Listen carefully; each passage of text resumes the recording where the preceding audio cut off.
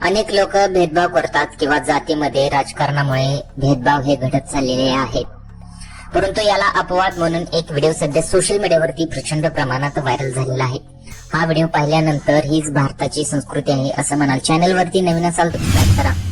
या व्हायरल झालेल्या व्हिडिओमध्ये तुम्ही बघू शकता की एकीकडे भगवे झेंडे फडकवत रॅली चाललेली आहे, तर दुसरीकडे एका मुस्लिम व्यक्तीचा मृत्यू झाल्याचं दिसत आहे.